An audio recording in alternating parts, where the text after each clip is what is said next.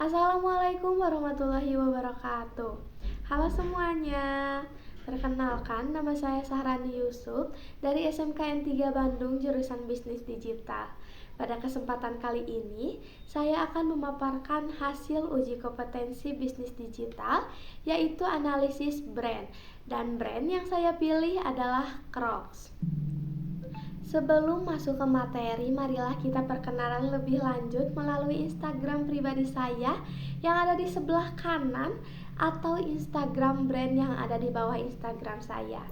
Pada kesempatan kali ini juga, saya akan memberitahu satu prinsip hidup selaku Gen Z yang suka banget K-pop nih, yaitu bermimpilah setinggi Park Chan-yeol, cukup biasmu yang tidak bisa digapai tapi mimpimu jangan. Diawali dari brand overview Crocs nih. Crocs sendiri memiliki tagline yaitu Come As You Are, mengusung konsep self-expression yang mendorong penggunanya untuk tampil percaya diri. Selanjutnya, ada filosofi yaitu kenyamanan dan keunikan adalah hak semua orang untuk mengekspresikan diri. Yang berarti, kenyamanan adalah kunci dalam beraktivitas sehari-hari dan kebebasan mengekspresikan melalui desain yang unik. Sebagai brand yang adaptif, Crocs juga aktif di berbagai sosial media seperti Instagram, TikTok, dan juga YouTube, serta website resmi dan marketplace Shopee. Selanjutnya ada analisis SWOT yang telah saya lakukan nih. Yang pertama itu ada strength, dimana Crocs ini nyaman banget buat dipakai sehari-hari, desainnya juga unik, serta citra bandnya yang udah kuat banget nih. Lalu ada weakness, dimana harganya tergolong cukup tinggi, produknya juga terbatas. Selanjutnya ada opportunities, dimana produknya sangat unik, kolaborasinya sangat kreatif seperti dengan film atau influencer, dan juga jibit yang customnya itu khas banget sih. Selanjutnya ada tiers, dimana banyak banget produk palsu yang beredar nih guys. Selanjutnya ada marketing mix 4P nih. P yang pertama itu produk. Produk yang dikeluarkan Crocs itu berbagai macam ya, seperti sandal, sneakers, dan tas yang memiliki ciri khas lubang-lubang dan jibit yang bisa di-custom sesuai keinginan kalian. Selanjutnya, P yang kedua itu price. Harga Crocs sendiri tergolong cukup tinggi, dimulai dari harga 400.000 hingga 2 juta rupiah. Selanjutnya, P yang ketiga itu place. Kalian bisa membeli Crocs di online store atau offline store langsung di Crocs-nya ya. Selanjutnya ada promotion. Crocs sendiri melakukan promosi melalui berbagai platform digital seperti iklan di TikTok, Instagram, ataupun YouTube. Selanjutnya ada analisis STP nih. Yang pertama itu segmenting. Pasar dibagi menjadi beberapa bagian. Yang pertama itu demografi, di mana Crocs bisa dipakai untuk pria dan wanita dari umur 16 sampai 35 tahun dengan psikografis memiliki gaya hidup santai, nyaman, dan ketertarikan pada fashion, dan perilaku yang sangat mengikuti tren atau mengikuti orang lain di media sosial. Selanjutnya targeting. Secara spesifik, Crocs menargetkan remaja dari umur 16 tahun hingga dewasa umur 35 tahun. Dan yang terakhir itu positioning. Diposisikan sebagai merek sepatu kasual yang mengutamakan kenyamanan, kepraktisan, dan mengekspresikan diri bagi penggunanya. Selanjutnya, kita akan membahas analisis langkah brand Crocs dalam menjalankan digital marketing nih. Crocs mengoptimalkan TikTok dan Instagram activation dengan influencer untuk engagement dan brand awareness, menghasilkan konten yang menarik sehingga konten bisa FYP di TikTok maupun Instagram.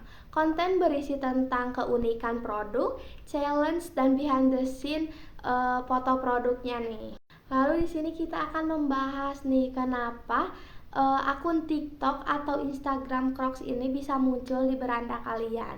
Yang pertama itu ada berkolaborasi atau call. Berkolaborasi dengan influencer fashion membuat konten yang menarik dan mudah viral. Yang kedua itu ada hook. Hook itu apa sih? Hook itu adalah video atau 0 sampai 3 detik pertama pada video yang menggunakan visual yang unik menarik perhatian dari awal video nih. Lalu yang ketiga ada hashtag dan tren, menggunakan hashtag seperti Crocs Ina, New Crocs, dan juga menggunakan musik populer nih sehingga bisa FYP ke kalian. Selanjutnya ada user engagement, mengajak audiens untuk berinteraksi melalui like, comment, dan share.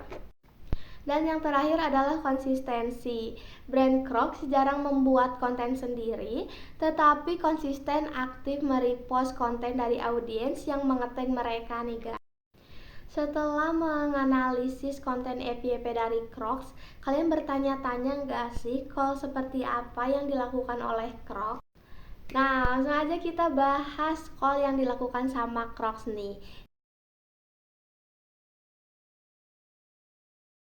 Fashion atau lifestyle creator, dimana mereka itu fokus banget pada konten OOTD dengan menggunakan Crocs.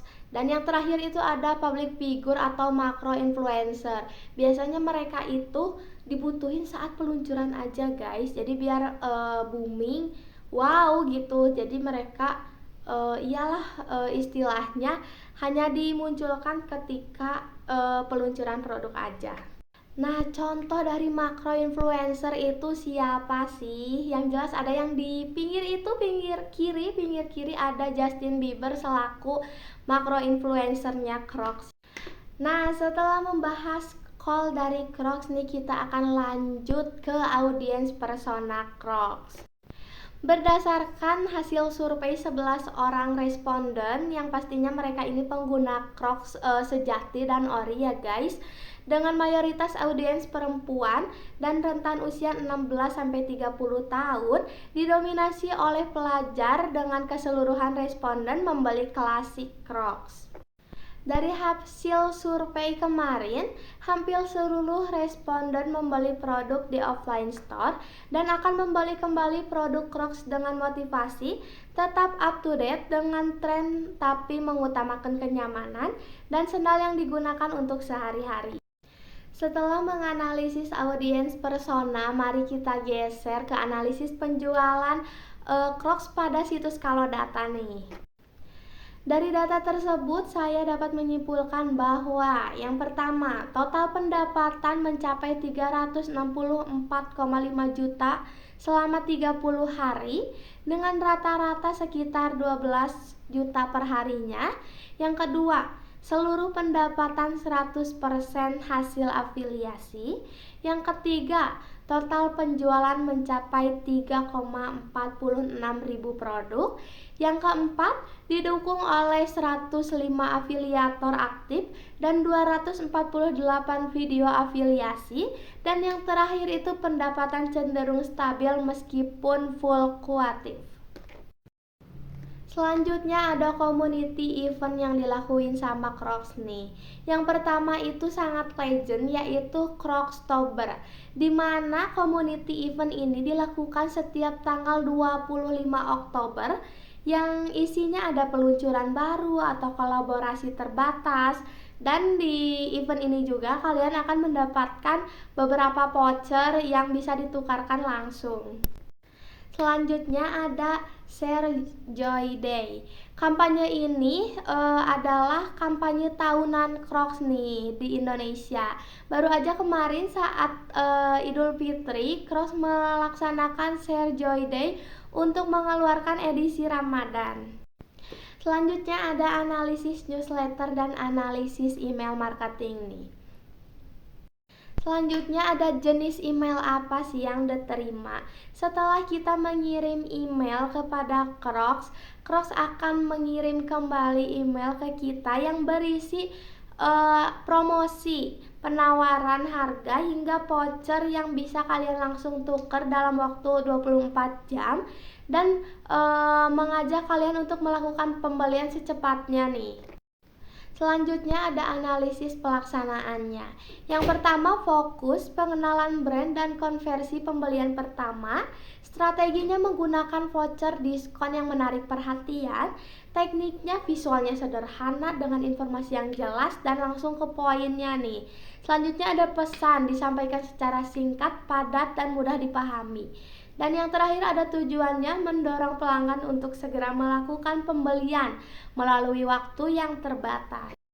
Nah, mari kita lanjut ke tools analytics. Yang pertama itu ada Google Search, di mana situs ini menggunakan untuk melihat tren pencarian kata kunci berdasarkan waktu, lokasi, dan kategori. Yang kedua ada analisa.io, platform analitik media sosial yang digunakan untuk analisis performa TikTok dan Instagram, termasuk engagement dan pertumbuhan follower. Yang ketiga ada Blogger, platform yang digunakan untuk membuat dan mengelola blog atau website dengan mudah. Yang keempat itu ada Ubersuggest, tools SEO yang digunakan untuk riset keyword, analisis website, dan ide konten untuk SEO. Yang kelima itu ada Small SEO Tools. Situs ini digunakan untuk mengecek tingkat penglarisme teks atau artikel. Yang keenam ada Google Business Profile, platform dari Google yang digunakan untuk mengelokasikan profil, bisnis lokasi, jam operasional, dan ulasan. Dan yang terakhir itu ada Social Blade, situs analitik yang digunakan untuk membantu statistik dan perkembangan akun media sosial kamu. Sebelum menutup pemaparan materi kali ini, saya akan mengucapkan terima kasih banyak kepada SMKN 3 Bandung atas dukungan yang sangat penuh dalam proses pembelajaran serta bimbingan uji kompetensi keahlian, sehingga kegiatan ini dapat berjalan dengan baik dan lancar. Serta saya mengucapkan terima kasih banyak kepada PT Klorin Digital Media atas kerjasama, dukungan, serta kontribusi dalam memberikan pengalaman, wawasan dunia kerja, industri yang sangat bermanfaat. Kontribusi dan dukungan dari kedua pihak sangat berarti sekali dalam menyukseskan kegiatan UKK ini. Semoga kerjasama yang telah terjalin dapat terus berlanjut dan memberikan manfaat di masa depan mendatang. Terima kasih. Wassalamualaikum warahmatullahi wabarakatuh.